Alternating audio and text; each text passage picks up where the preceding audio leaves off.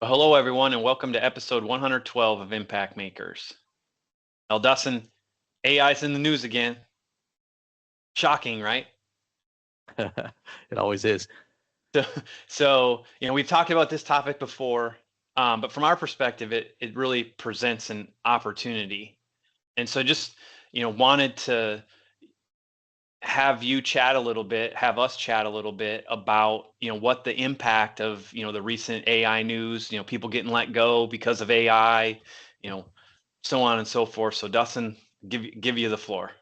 Yeah, the big story we're referring to. There's a couple in the news in the last few days, but the big one was that we want to talk about with all of you is the news end of last week about Block, which is Square, Cash App, those type of financial tools, laying off 40% of their workforce and claiming gains in AI productivity and so forth. Now you can argue all day whether it's really AI made it able to do that, or whether there was just some bloated overhead that AI was the nice excuse that leadership could have. Whatever. Let's put that to the side.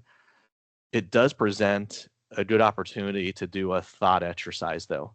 And if you're a leader in a CPA firm, that this is what we're going to tie it back to is I think everyone will agree that whether it's a year from now, a few years from now, whatever that time horizon is, more of what more of the traditional compliance work in CPA firms is going to be impacted by AI.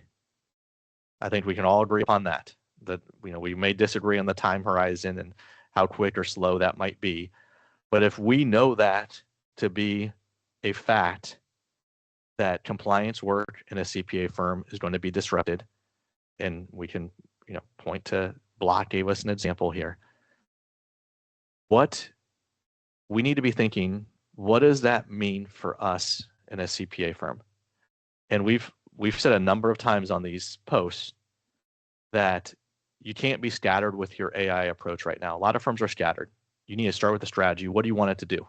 What do you want AI to help you with? And then build towards that strategy. We're going to take a different approach on this episode. It is, you really need to go through the thought exercise of assuming AI is coming for more of our compliance work at some point in the future. What is it that we can do to make ourselves stay relevant and that AI can't do? And you know what that is? It at a high level, it brings us back to that light bulb model we've talked so much about, and about the differentiator going forward. We've been preaching this for 6 years now.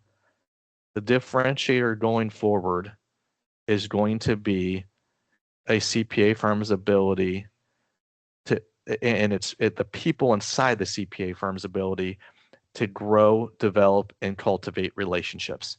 That is what AI cannot replace. And so we need to start looking at a lot of different things within firms differently if we can agree upon that. That the thing AI is not going to replace is that human to human relationship. And so so a good thought exercise that we recommend all of you start going through is, what do you need to be doing as a firm, knowing that that is going to be one of the key differentiators of a CPA firm going forward. So Yeah, that thought exercise can take you down a bunch of different paths. yep, But it should. foundationally, it's like you said, if we focus on relationship building, and within relationship building in that light bulb model, that's our more advisory service level topics, interacting with clients, understanding where they need our help. Then yeah, bring it on, AI, do all that compliance stuff, because I'm doing all this other stuff and I'll have more time to do more with my client and not be bogged down with all that compliance work, right? I mean, that's Exactly. really what we're Yeah. saying, right? Yep. So let us know what you think.